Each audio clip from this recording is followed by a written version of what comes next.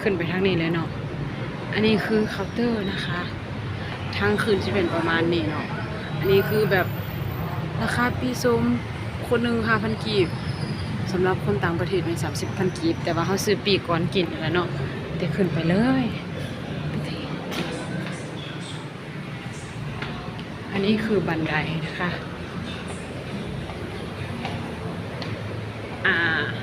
ห้ามเขียนใส่ฝาเด็ดขาด no drawing and writing on the wall เพิ่นบอกว่าห้ามเขียนใส่เนาะมานี้เนาะ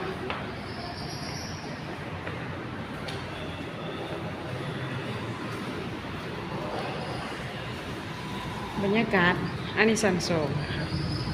สิเป็นประมาณนี้สิเป็นเส้นทางเจ้าหน้าที่ตำรวจนี่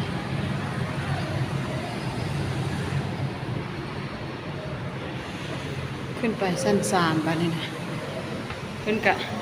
แบบมันคือแบบอันนั้นเนาะ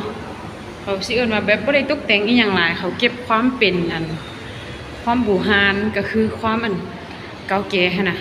ที่เป็นวัฒนธรรมหั่นน่ะไปคือเก่าเนาะเพิ่นบ่ได้เขียนบ่ได้แต้มเดี๋ยวเฮาสิไปเบิ่งกันว่ายอดสูงสุดเป็นจังไดมันสิมืดจักหน่อยฮอดสันสีแล้วเนาะ no drawing writing on the wall ดอกสันหากันกะสิคือคล้ายๆคือกันเลยโทรศัพท์สตูดิโอแมนบ่ได้ใส่มากันสั่นเด้ออาจจะสั่นหน่อยนึง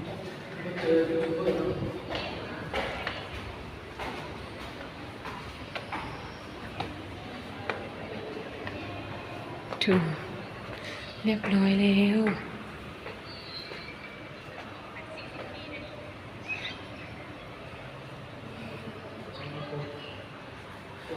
อันนี้คือรายละเอียดเนาะที่มันเขียนภาษาติดไซเนาะ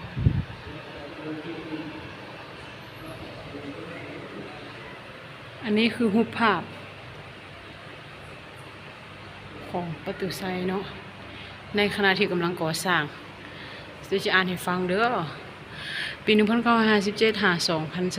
อนุสาวรีย์ปัจจุบันก็คือครบ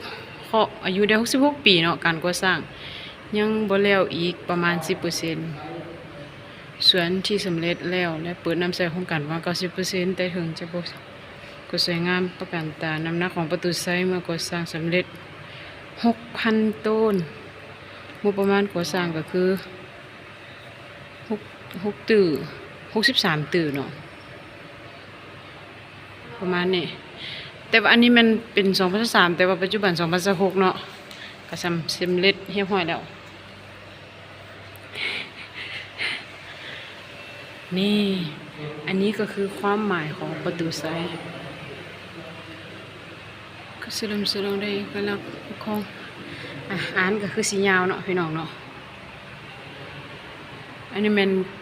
ประตูไซของสมัยแต่ก่อนบ่แม่นปัจจุบันเนาะถูกสร้างขึ้น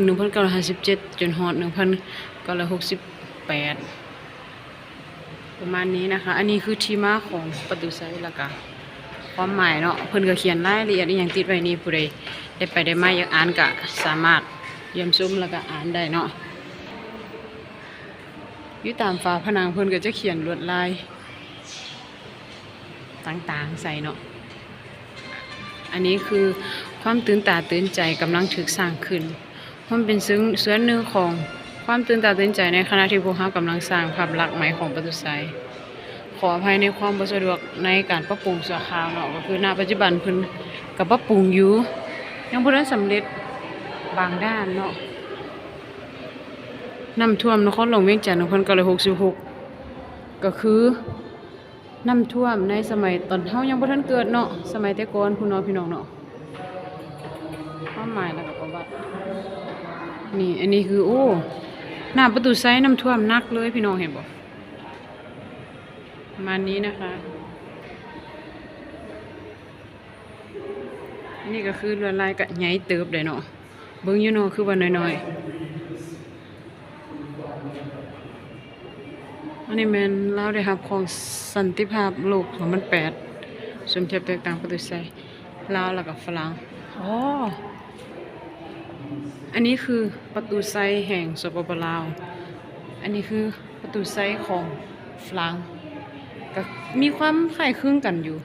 แต่ว่าของเรามียอดแต่ว่าของประตูของฝรั่งบ่มียอดเนาะพี่น้องเนาะประมาณนี้เนาะก็มีหลายคนนี่เดี๋ยวก็มาถ่ายรูปคือเฮาเดี๋ยวขึ้นไปกันข้างบน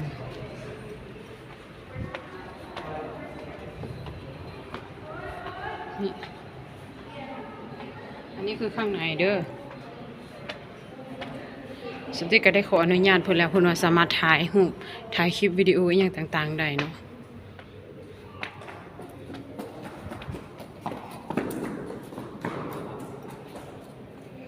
สถานที่สำคัญในนครหลวงเวียงจันทน์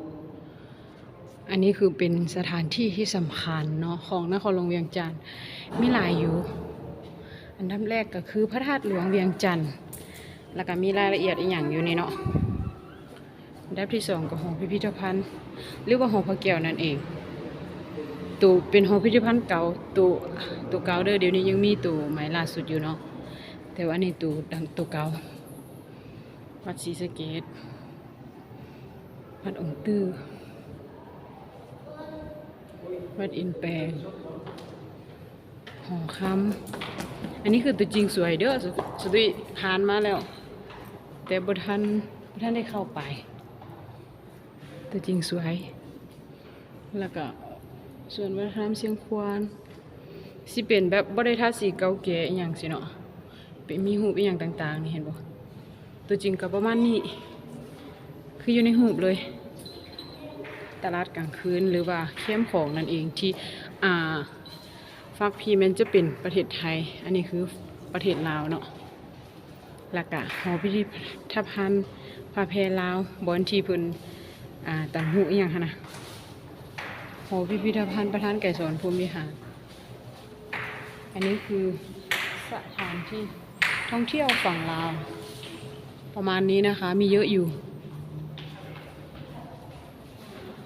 ต่อไปก็คืออาหารเพิ่นสิติดหรืออธิบายความเป็นลาวไว้อยู่ทางถึงของประตูไซเนาะนี่คืออาหารลาวฟู้ดอาหารรสชาตินี่เห็นบ่มันจะมีตำบักฮุงแคบหมูลาบมีอีหยังหลายๆอย่างอยู่นี่เนาะมีปิ้งย่างไส้อั่วมะเขือประมาณนี้นะคะแล้วก็ความหลากหลายของชนเผ่าก็คือประเทศลาวเฮามีหลากหลายชนเผ่าเด้อนี่เห็นบ่ชนเผ่าอาคาชนเผ่าลาหูยังหลายๆเลยชนเผ่าผู้น้อยอิวเมียนแลนแตนเนาะอันนี้คือรูปของพระสงฆ์คือสิแม่นตนกำลังตักบาตรอยู่ที่อันนั้นเนาะพระธาตุหลวงเวียงจันทน์อันนี้ความหลากหลายของชนเผ่าตัวนี้มันเป็นอาหารลาวเนาะประมาณนี้นะคะอาจจะสั้นๆแหน่ต่อไปก็คือมรดกโลกในลาวหลวงพระบางมีรูปภาพมีน้ำตกตัดกวางซีอย่างหลายๆอย่างเนาะมีพระธาตุอิงห้างวัดผู้จำปาสักทงไฮหินแคนนี่เป็นสีไม้ลายมือของคนลาวเฮาเนาะจะเป็นการปั้นไฮนี่สานแอปข้าวติบข้าวสานทงแล้วก็ตำฮูกอีหยังหลายๆอย่างนี่เห็นบ่คันอันนี้คือสีไม้ลายมือของคนลาวเฮาเด้อ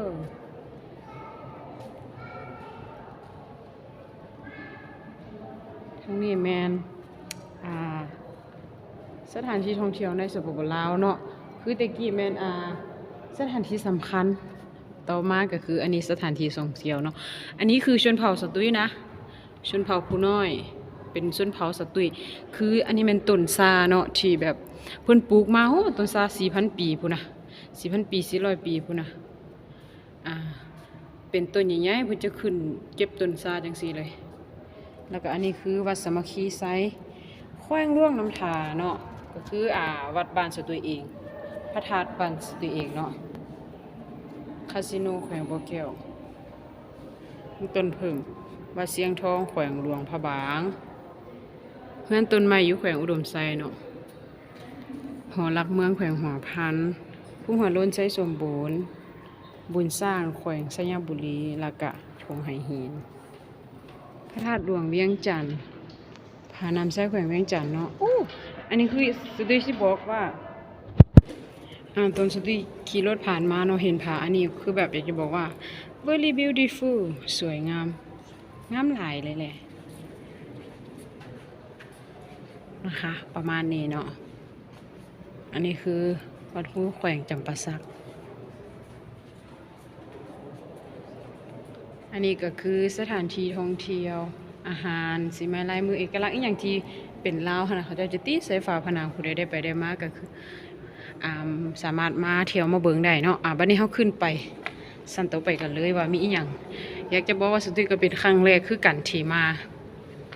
อาจจะเอิ่นว่าบ้านนอกเข้ากรุงเนาะพี่น้องเนาะหาก็ได้มาครั้งแรกเลยโอ้อันนี้คือจุดสูงสุดแล้วนะโอ้อยู่ทางเทิงใหญ่ได้เบิ่งอยู่ดุมขึ้นหน่อยๆว่าแต่ว่าอยู่ทางเทิงมันใหญ่ใหญ่สุดแล้วนะพี่น้องนี่นะเดี๋ยวสิให้เบิ่งมุมนครหลวงอันนี้แหละสปป.ลาวนครหลวงเวียงจันทน์ก็จะมีผู้คนมาเที่ยวมาชมอีหยังเนาะแล้วก็ร้านขายของคอนโดอีหยังประมาณนี้นะคะเดี๋ยวไปเบิ่งทางนั้นกันก่อนเนาะอันนี้เป็นเจหน้าประตูเนาะมันก็จะมีอันนี้เพิ่นบ่ได้เปิดให้เข้าเถื่อบ่แน่ใจว่าหย่อนอีหยังนี่เจอฝรั่งด้วย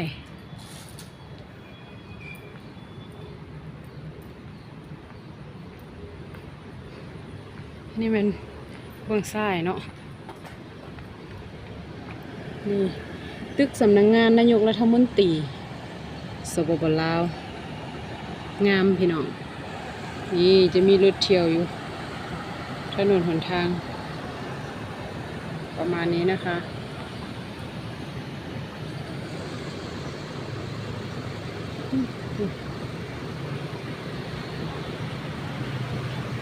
ตึกสูงๆเนาะมันก็นี่สุดที่ไปหันแหละมอรถพี่น้องสำนักงานนายกรัฐมนตรีถนนกำลังเป็นกำลังเปลี่ยนทางเดี๋ยวสิพาไปเบิ่งอยู่หันอีกเนาะตัวนี้เป็นเบิ่งซ้ายคือแบบเขาเจ้าบ่ได้ทาสีหั่นนะเขาเจ้ารักษาความเป็นลาวอย่างอยู่ตัวนี้บัดนี้นะนี่รถกำลังติดเลย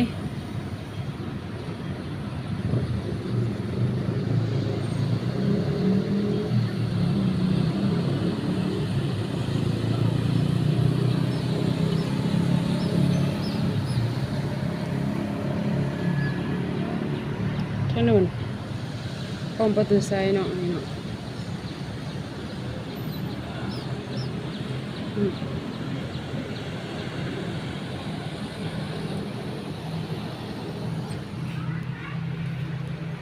ยังบ่ทันสุดยอดเท่าใดจังหน่อยสิพาไปเบิ่งอีก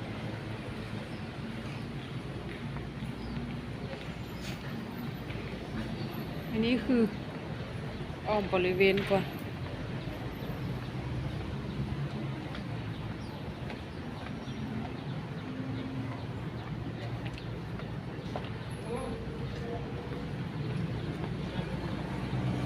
นี่ทางนี้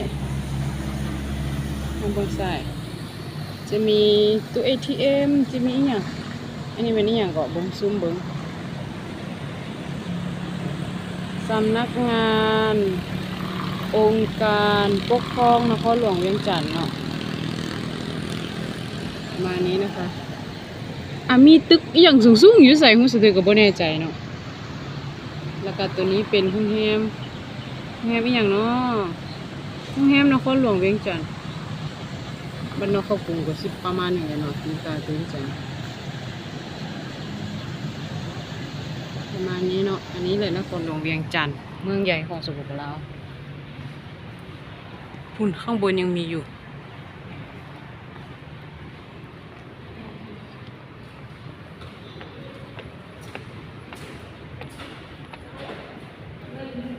ชั้นสุดท้ายละบ้านี้โอ้ประตูสีทิศแล้วก็ทางนี้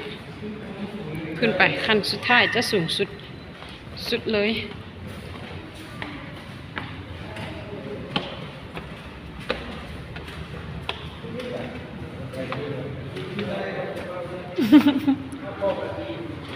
บ่เอาแล้วมันจิแล้วเลยดิลงไปทางนั้นก็ได้เดี๋ยวน้ำไปทาง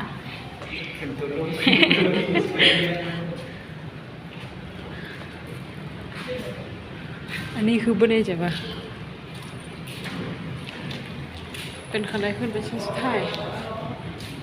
เพิ่นบ่ให้ขึ้นสูงสุดแล้วโอ้ยย่าน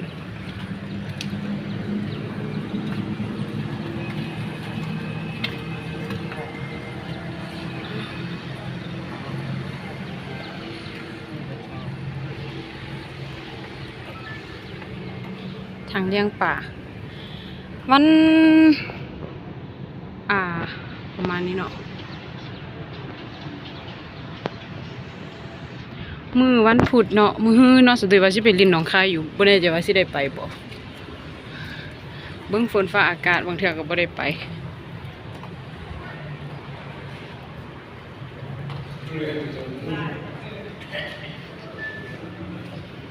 สาธุเด้อ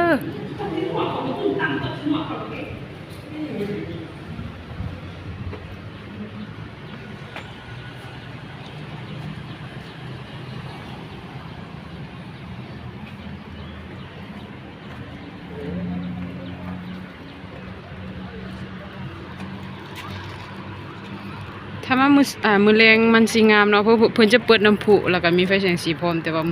มื้อสวยเพิ่นบ่ได้เปิดเนาะก็เลยบ่งามปานใดตัวเป็นน้ำพุทางหน้านี่เนาะประมาณนี้โอเคหลังจากที่เฮาเบิ่งไปเป็นที่เฮาพ้อยแล้วขึ้นมาสูงสุดแล้วเนาะรู้สึกไม่ตึบลงไปกันบัดนี้นะตอนนี้เขาก็กลับมาอยู่บ่อนเก่าแล้วเนาะกำลังสิลงไปเดี๋ยวสิถ่ายมุมอยู่นอกให้เบิ่งอยู่หลุมนอกกินนี่บ่ได้ถ่ายสิพากันถ่ายรูปอีหยังกันไปเนาะ